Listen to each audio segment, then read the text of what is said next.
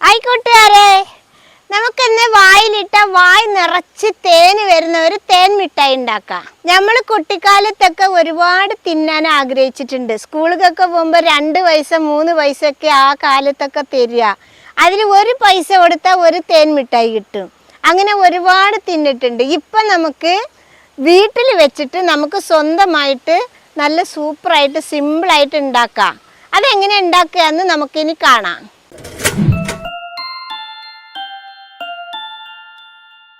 ഇതിന് പ്രധാനമായിട്ട് വേണ്ടത് മൈദപ്പൊടിയാണ്. ഞാൻ ഇവിടെ 1 കിലോ മൈദപ്പൊടിയാണ് എടുത്തിട്ടുള്ളത്. അത് ഇനി കുഴയ്ക്കാം. 1/4 സ്പൂണ് ഈസ്റ്റാണ് ഞാൻ ഇടുന്നത്. 1/4 സ്പൂണ് ബേക്കിംഗ് സോഡ, പിന്നെ 3 ടേബിൾ സ്പൂണ് തൈര,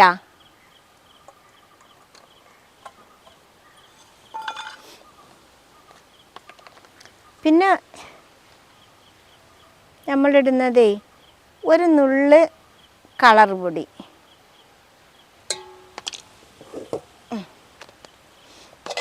ഇതിനി നമുക്കൊന്ന് മിക്സാക്കാം.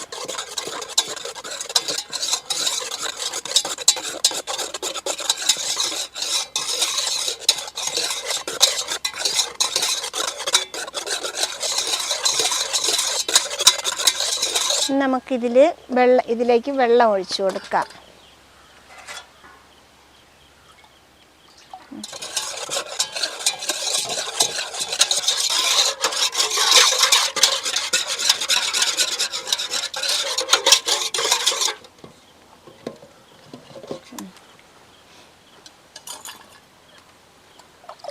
ഇച്ചിരി കൂടി വെള്ളം ഒഴിക്കുക. ഓക്കെ,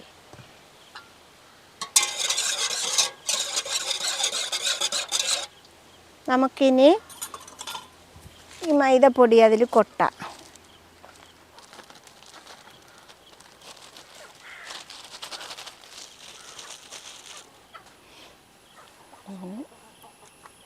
കുഴയ്ക്കാം. വെള്ളം കൂടിയാ? ഇതിൽ ഉപ്പിടണ്ട കേട്ടോ.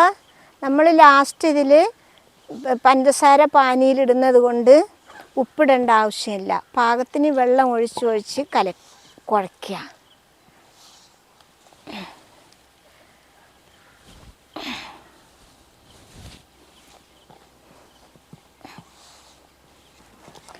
വെള്ളം നോക്കി ഒഴിക്കണം കേട്ടോ.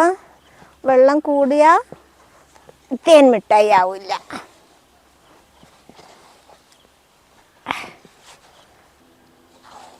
കളറ് വേണ്ടവർക്ക് മാത്രം ഇട്ടാൽ മതി കേട്ടോ. കളറിടണമെന്ന് ഒരു നിർബന്ധമില്ല. ഇനി മറ്റേ പാത്രത്തിൽ വെച്ച് കുഴയ്ക്കാം. ഇത് ഞാനും ഒരു ഭംഗി കിട്ടാനാണ് കളറിട്ടത്, ഒരു ചുവപ്പ് കളർ കിട്ടാനും. ഇത് കളറിടണമെന്ന് ഒരു നിർബന്ധമില്ല. വേണ്ടവർ മാത്രം കളറിട്ടാൽ മതി. കളറിട്ടില്ലെങ്കിലും കുഴപ്പമൊന്നുമില്ല. ഇനി നമുക്ക് ഇതെടുത്തിട്ട് ഇതിൽ വെച്ച് കുഴയ്ക്കാം. അപ്പോൾ നല്ല സൂപ്പറായിട്ട് കുഴയ്ക്കാൻ പറ്റും.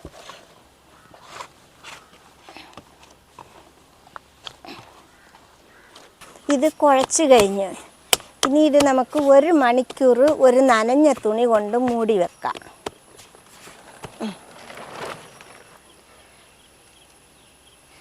ഇതിങ്ങനെ മൂടിയിരുന്നോട്ടെ. ഇതിന് 1 മണിക്കൂർ കഴിഞ്ഞാൽ നല്ല പൊന്തി സൂപ്പറായിരിക്കും, നല്ല സോഫ്റ്റ് ആവുകയും ചെയ്യും. ഇനി നമുക്ക് പഞ്ചസാര പാനിയാക്കിയിട്ടെടുക്കാം. അതിനൊരു പാത്രം അടുപ്പത്ത് വെക്കുക.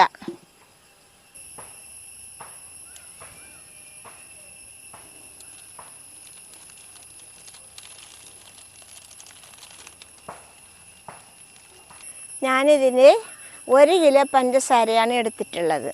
അതിലിടാം.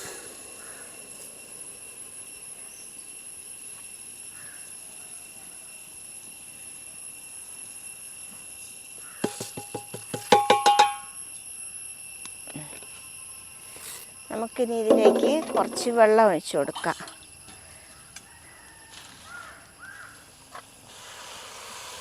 പഞ്ചസാര ഒന്നേ അലിഞ്ഞ് നല്ല പാനിയായി വരട്ടെ. അതുവരെ നമുക്ക് കത്തിക്കാം. പഞ്ചസാര പാനി തിളച്ച് പഞ്ചസാരയൊക്കെ അലഞ്ഞു കഴിഞ്ഞു. ഇനി അത് ഒന്ന് കുറുകി വരട്ടെ, വറ്റി.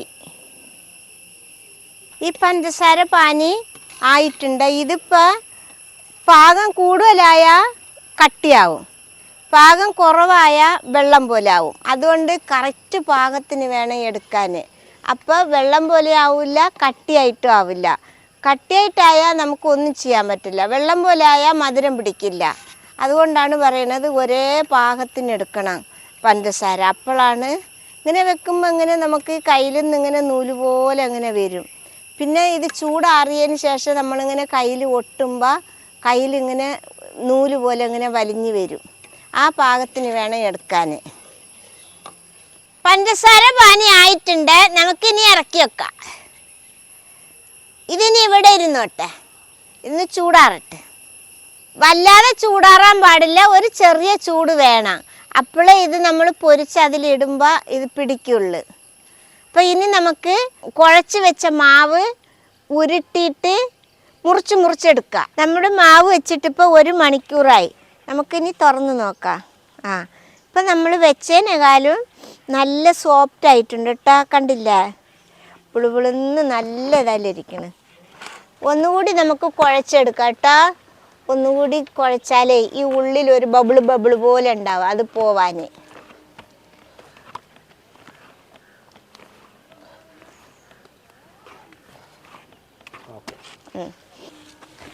ഇനി നമുക്കിത് പരത്തിയെടുക്കാം.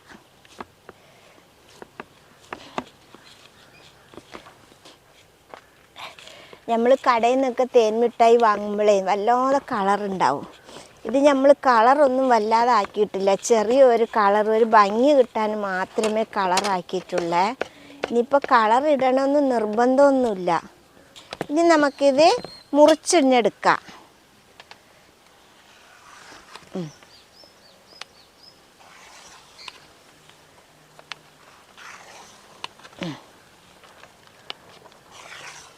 ഓക്കെ, ഞാനിതിപ്പോൾ ഒന്നുകൂടി കുഴച്ചിട്ടുണ്ട്.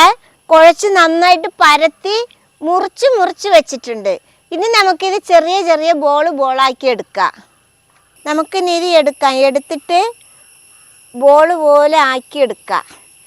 ഇത് മുറിച്ചിടുമ്പോഴേ കൂട്ടി ഒട്ടാതിരിക്കാൻ ഇച്ചിരി ഓയിൽ കയ്യിൽ പുരട്ടിയാൽ മതി.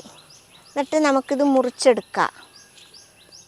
ചെറിയ കഷ്ണമായിട്ട് മുറിക്കാം.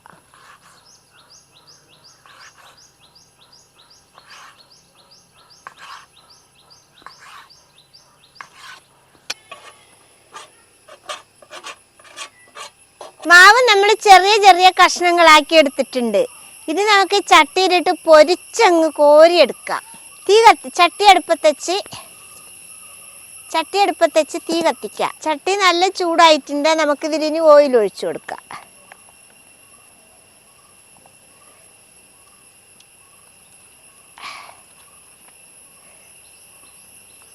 മറ്റേതും പൊട്ടിക്കില്ലേ, കുറച്ചുകൂടി ഒഴിച്ചു കൊടുക്കാം.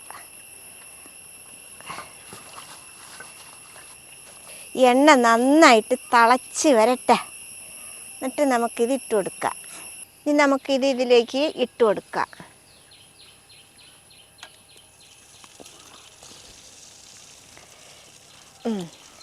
ഇതിപ്പോൾ നമ്മൾ ഇടുമ്പോൾ തന്നെ ഉരുള പോലെയാണ് വന്നത്. ഇനി ഇത് വെന്ത് വരുമ്പോൾ ഒന്നൊന്നായിട്ട് കണ്ടില്ലേ വിട്ട് വരുന്നത്. അത് എന്തുകൊണ്ടാണെന്നറിയോ, നമ്മൾ ഈ എണ്ണ പുരട്ടിയില്ലേ, അതുകൊണ്ടാണ് ഒന്നൊന്നായിട്ട് വിട്ട് വരുന്നത്. കണ്ടില്ലേ?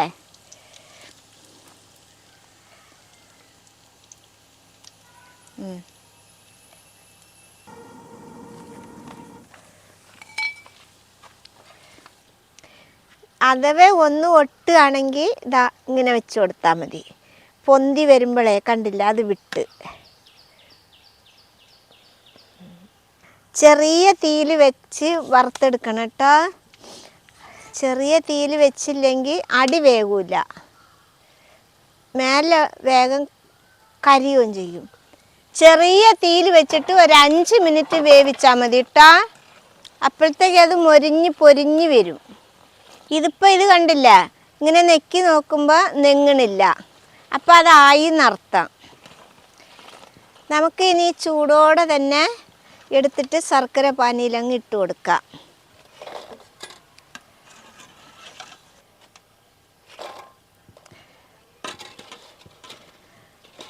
നീ ഇതേപോലത്തെ ഒരു സാധനം കൊണ്ട് അമർത്തി പിടിച്ചാൽ മതി.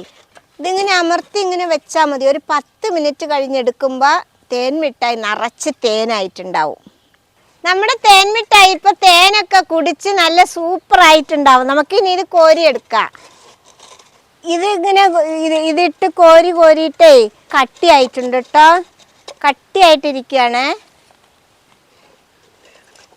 തേനൊക്കെ കുടിച്ച് ഫുള്ളായിട്ട് വയറൊക്കെ നിറഞ്ഞ് വീർത്തിരിക്കുകയാണ് ഓരോരോ തേൻ മിഠായി. കണ്ടില്ലേ? ഇത് ഒരു അരമണിക്കൂർ കൂടി കഴിഞ്ഞാലേ ഇതിൻ്റെ ഇപ്പം നമ്മൾ കോരിയിട്ട തേൻ മിഠായിയൊക്കെ നല്ല കട്ടിയായിട്ട് പഞ്ചസാരയൊക്കെ അതിൽ പിടിച്ചിട്ടുണ്ടാവും. അപ്പം തിന്നാൻ നല്ല ടേസ്റ്റ് ആയിരിക്കും കേട്ടോ. നമ്മുടെ തേൻ മിഠായി റെഡി ആയിട്ടുണ്ട്. നമുക്ക് ഇതിൽ ഒരെണ്ണം കഴിച്ചു നോക്കാം, എങ്ങനെയുണ്ടെന്ന് നോക്കാം. ഇതിന് നമുക്ക് മുറിച്ചിട്ട് കണ്ടില്ല തേന് കുടിച്ചിരിക്കണത് കണ്ടോ? തേന് ഫുള്ളും കുടിച്ചിരിക്കണ കേട്ടോ. കണ്ടില്ലേ? ഇതാണ് നമ്മുടെ തേൻ മിഠായി. നമുക്ക് കഴിച്ചു നോക്കാം എങ്ങനെയുണ്ടെന്ന്. നല്ല സൂപ്പറായിട്ടുണ്ട് കേട്ടോ. നമ്മൾ കടയിൽ നിന്ന് വാങ്ങണത് പോലത്തെ തേൻ മിഠായി. ഇത് എല്ലാവരും ട്രൈ ചെയ്ത് നോക്കണേ. കുട്ടികൾക്കൊക്കെ വലിയ ഇഷ്ടമുള്ള ഒരു മിഠായിയാണ് തേൻ മിഠായി എന്ന് പറഞ്ഞാൽ. എല്ലാവരും ഉണ്ടാക്കി നോക്കണം. ഇഷ്ടപ്പെട്ട സബ്സ്ക്രൈബ് ചെയ്യണം, ലൈക്ക് ചെയ്യണം, കമൻറ്റ് ചെയ്യണം, ഷെയർ ചെയ്യണം.